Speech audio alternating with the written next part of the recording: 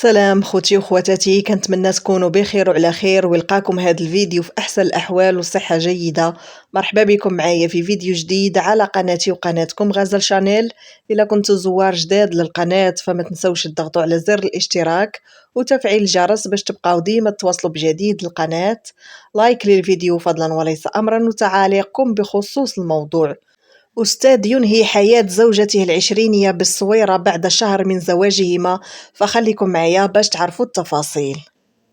أورد موقع إلكتروني أن الواقعة التي هزت إقليم الصويرة وحي تجزئة الخامسة تحديدا، حيث كان يقطن الجاني رفقة زوجته بعد عقد قرانه عليها بداية الشهر الماضي، وينتظر أن تتضح كل ملابساتها من خلال التحقيقات الجارية مع المتهم بعد وضعه رهن الحراسة النظرية بتنسيق مع النيابة العامة المختصة بالمحكمة الابتدائية بالصويرة.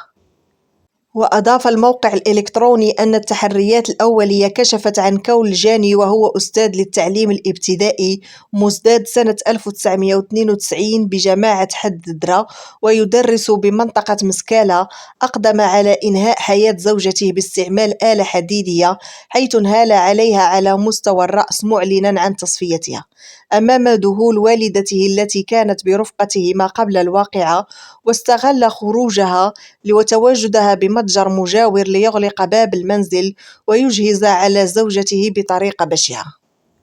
وحسب المعطيات المتوفرة فقد توجه الأستاذ الجاني إلى مقر المنطقة الأمنية المتواجدة بالقرب من منزله، حيث قدم نفسه للشرطة مؤكدا أنه ارتكب هذه الفاجعة في حق زوجته المزدادة سنة 1997 دون أن يكشف عن السبب الحقيقي وراء جريمته.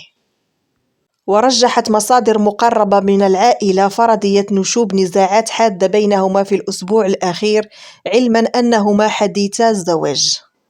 وفور علم رجال الأمن بالواقعة انتقل فريق أمني إلى عين المكان مدعم بالشرطة العلمية وبقيادة رئيس المنطقة، وذلك لإجراء المعاينة اللازمة والتحقيق في ملابسات الجريمة، كما تم نقل جثة الهالكة إلى مستودع الأموات بأمر من النيابة العامة من أجل إجراء التشريح الطبي.